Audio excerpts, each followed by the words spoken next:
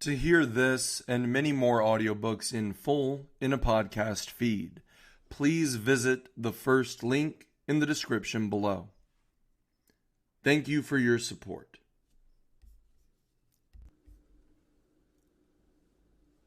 The Selected Works of Mao Zedong, Volume 1, Audiobook, Part 7. Pay attention to economic work. August 1933. This speech was delivered at the Economic Construction Conference of 17 counties in southern Jiangsu in August 1933. The growing intensity of the Revolutionary War makes it imperative for us to mobilize the masses in order to launch an immediate campaign on the economic front and undertake all possible and necessary tasks of economic construction. Why?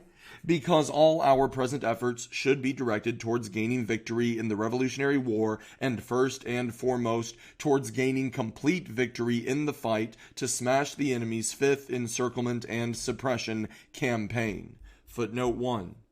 Between 1930 and 1934, Chiang Kai-shek launched 5 large-scale onslaughts against the Red Area centered on Jiuquan, Jiangsu.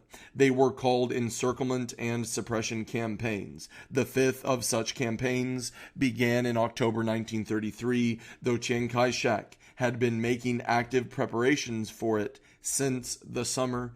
End of footnote 1. They should be directed towards securing the material conditions which will guarantee food and other supplies for the Red Army, towards bettering the life of the people and so stimulating their more active participation in the Revolutionary War, towards organizing the masses on the economic front and educating them so as to provide fresh mass strength for the war, and towards consolidating the worker-peasant alliance and the democratic dictatorship of workers and peasants and strengthening proletarian leadership by building up the economy. Such economic construction is essential for the attainment of all these objectives. This must be clearly understood by everyone engaged in revolutionary work. Some comrades have thought it impossible to spare time for economic construction because the Revolutionary War keeps people busy enough, and they have condemned anyone arguing for it as a right deviationist. In their opinion, economic construction is impossible in the midst of a revolutionary war and is possible only in the peaceful, tranquil conditions prevailing after final victory. Comrades, such views are wrong. Whoever holds them fails to realize that without building up the economy, it is impossible to secure the material prerequisites for the Revolutionary War, and the people will become exhausted in the course of a long war. Just consider, the enemy is enforcing an economic blockade, unscrupulous merchants and reactionaries are disrupting our finance and commerce, and the trade of our red areas with the outside is seriously hampered. Will not the Revolutionary War be seriously affected unless these difficulties are overcome? Salt is very dear, and sometimes even unobtainable. Rice is cheap in the autumn and winter, but it becomes terribly dear in spring and summer. All this directly affects the life of the workers and peasants and prevents any improvement. And does it not affect our basic line, the alliance of workers and peasants? If the workers and peasants become dissatisfied with their living conditions, will it not affect the expansion of our Red Army and the mobilization of the masses for revolutionary war?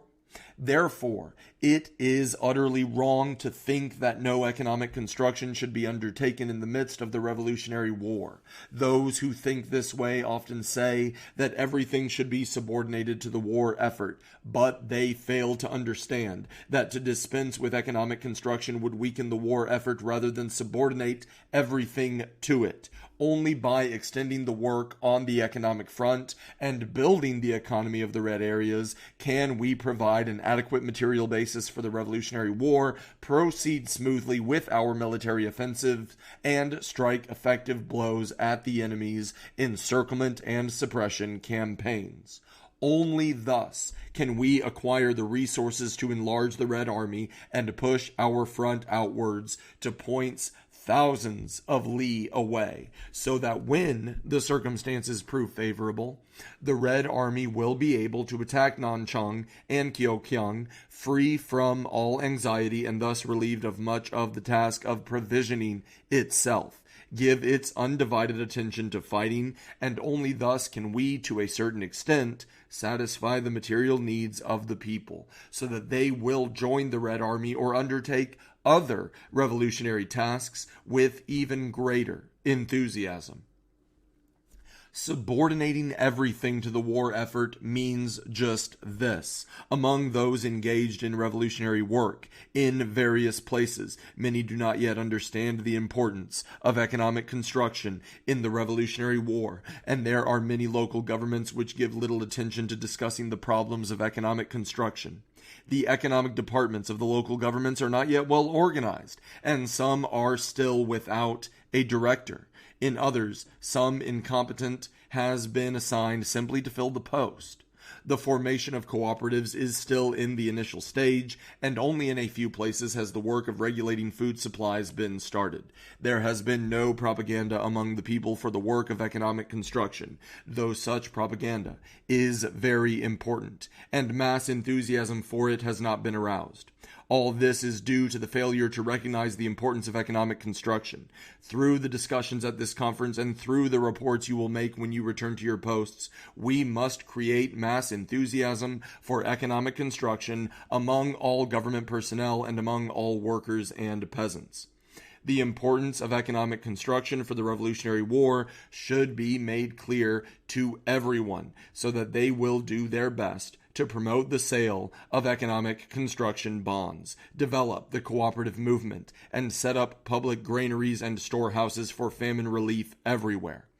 Each county must establish a sub-department for the regulation of food supplies, with branch offices in important districts and market centers. On the one hand, within our red areas, we should send grain from places with a surplus to those with a deficit, so that it will not pile up in one place and become unobtainable in another, and its price will not be too low in one place and too high in another. On the other hand, we should send our grain surplus out of the red areas in a planned way, i.e., not in unlimited quantities, and bring in necessities from the white areas, thus avoiding exploitation by unscrupulous merchants.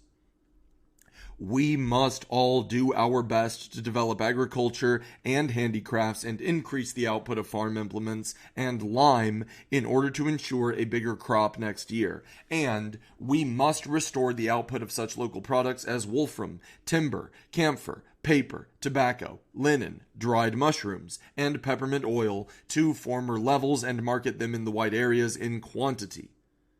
Judged by volume, grain ranks first among the principal outgoing commodities in our trade with the outside areas. About 3 million piculs of unhusked rice are sent out yearly in exchange for necessary consumer goods, or an average of 1 picul a head of the 3 million population. It cannot surely be less than this. But who is handling this trade?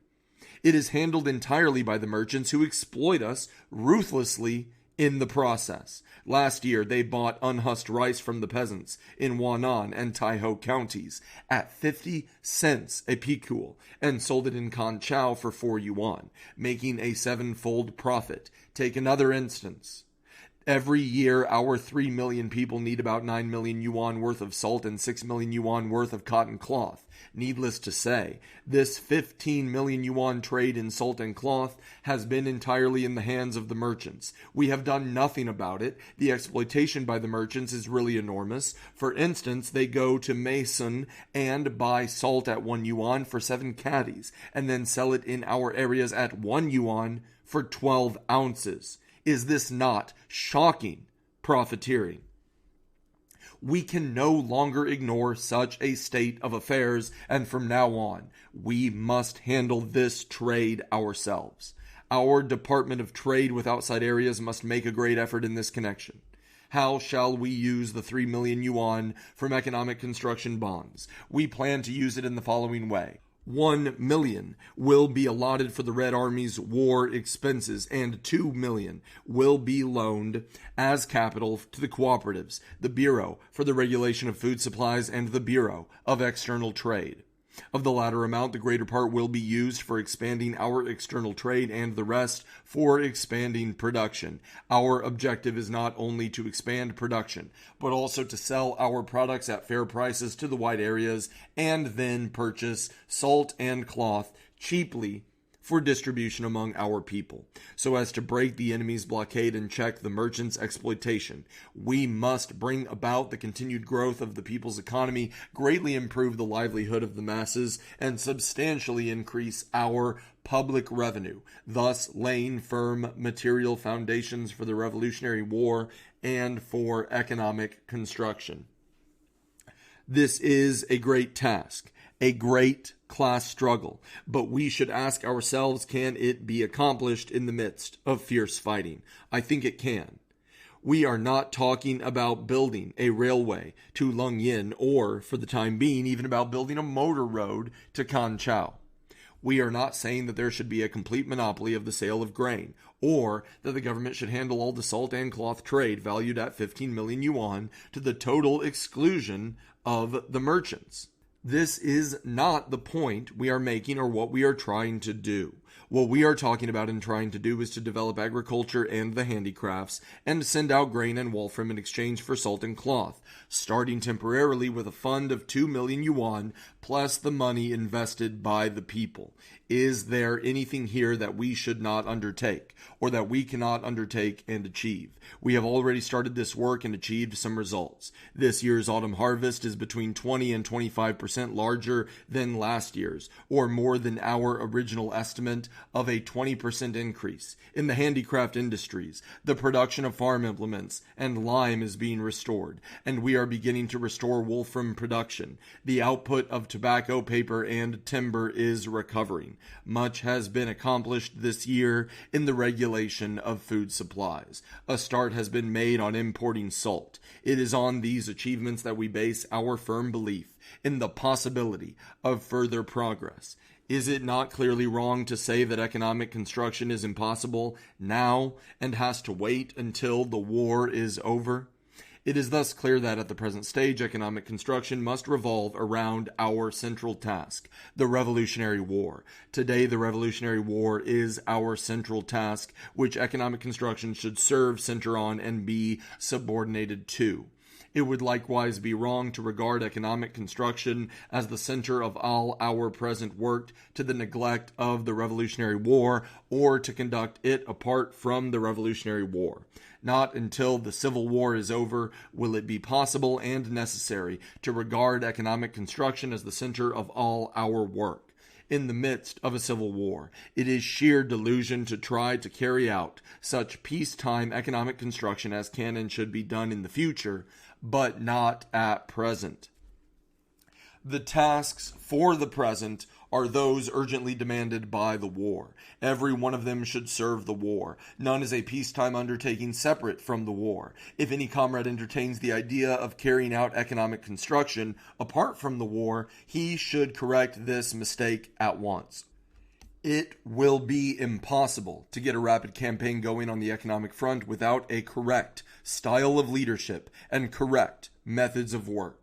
This, too, presents an important problem which this conference must solve. For the comrades here will have a great deal to do as soon as they return and will have to give guidance to the many people who will be working with them. In particular, the comrades who are working at the township and city levels and in the cooperatives, the food departments, the trade departments, and the purchasing offices are personally engaged in the practical work of mobilizing the people to organize cooperatives, regulating and transporting food supplies, and managing our trade with the outside areas. If their style of leadership is wrong, and if they do not employ correct and efficient methods, the work will be immediately affected. We shall fail to win mass support for the various tasks, and during the coming autumn and winter and next spring and summer, we shall be unable to carry out the whole of the central government's plan for economic construction.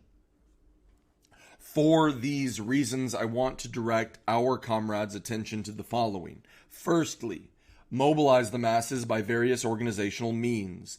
In the first place, comrades on the presidiums and in the economic and finance departments of the government bodies at all levels must regularly put on their agenda and discuss, supervise, and check up on such items of work as the sale of bonds, the formation of cooperatives, the regulation of food supplies, and the promotion of production and trade. Next, the mass organizations, chiefly the trade unions and poor peasant leagues, must be moved into action. The trade unions should mobilize all their members to join these economic struggles. The poor peasant leagues are powerful bases for mobilizing the masses to build up cooperatives and subscribe to bonds, and they should be given vigorous leadership by district and township governments. Furthermore, we must conduct propaganda for economic construction at village or household meetings, explaining dearly how it is related to the Revolutionary War and discussing in the most practical terms how to improve the livelihood of the masses and increase our strength for the struggle. We should appeal to the people to subscribe to bonds, develop cooperatives, regulate food supplies, consolidate finances, and promote trade. We should call upon them to fight for these slogans and should heighten their enthusiasm. Our objectives cannot be attained unless we use various organizational means to mobilize the masses and conduct propaganda among them in the manner described. That is to say, unless the presidiums and the economic and finance departments of the government bodies at all levels actively attend to discussing and checking up on the work of economic construction, unless they spur the mass organizations into action and hold mass propaganda meetings. Secondly, we must not be bureaucratic in our methods of mobilizing the masses. Bureaucratic leadership cannot be tolerated in economic construction any more than in any other branch of our revolutionary work. The ugly evil of bureaucracy, which no comrade likes, must be thrown into the cesspit. The methods which all comrades should prefer are those that appeal to the masses, i.e., those which are welcomed by all workers and peasants. One manifestation of bureaucracy is slacking at work due to indifference or perfunctoriness. We must wage a stern struggle against this phenomenon. Commandism is another manifestation. To all appearances, persons given to commandism are not slackers. They give the impression of being hard workers, but in fact cooperatives set up by commandist methods will not succeed, and even if they appear to grow for a time, they cannot be consolidated. In the end, the masses will lose faith in them, which will hamper their development. To push the sales of bonds in a commandist way and impose arbitrary quotas regardless of whether people understand what the bonds are for and of how much they can afford will ultimately arouse the people's displeasure and make it impossible to achieve good sales. We must reject commandism. What we need is energetic propaganda to convince the masses, and we should develop the cooperatives, promote the sales of bonds, and do all the work of economic mobilization in accordance with the actual conditions and the real feelings of the masses. Thirdly, large numbers of cadres are needed to extend the campaign of economic construction. This is not a matter of scores or hundreds of people, but of thousands and tens of thousands, whom we must organize, train, and send to the economic construction front. They will be the commanders and the broad masses, the soldiers on the economic front. People often sigh over the shortage of cadres. Comrades, is there really a shortage? Innumerable cadres have come to the fore from among the masses who have been steeled in the agrarian struggles, the economic struggles, and the Revolutionary War. How can we say there is a shortage of cadres? Discard this mistaken view, and you will see cadres all around you. Fourthly, economic construction today is inseparable not only from the general task of the war, but from other tasks as well. Only if there is a thorough checkup on land distribution. Footnote 2. A campaign to check up land distribution was carried out in the Red Area after the agrarian reform to ascertain whether the land had been properly redistributed. End of footnote 2. Will it be possible to abolish feudal and semi-feudal ownership of land completely, enhance the peasants' enthusiasm for production, and swiftly draw the peasant masses into economic construction? Only if the labor laws are resolutely enforced will it be possible to better the life of the workers, bring them speedily into active participation in economic construction, and strengthen their leadership of the peasants. Only if there is correct leadership in the elections and in the exposure campaigns. Footnote 3. Exposure campaigns were democratic campaigns in which the people were encouraged to expose misdeeds by the functionaries of the democratic government. End of footnote 3, which accompany the checkup on land distribution. Will it be possible to strengthen our government bodies so that they can give more vigorous leadership to the revolutionary work and in all our work, including economic work? The raising of the political and cultural level of the people through cultural and educational work is also a most important task in the development of the economy. That the expansion of the Red Army must not be neglected for a single day goes without saying. Everybody understands that without Red Army victories, the economic blockade would still be tighter. On the other hand, economic growth and a better life for the masses will undoubtedly be of great help to the work of expanding the Red Army and inspiring the masses to march eagerly to the front. To sum up, if we achieve all the above tasks, including the very important new one of economic construction, and if we make them all serve the Revolutionary War, then victory in the Revolutionary War will undoubtedly be ours. End of Pay Attention to Economic Work.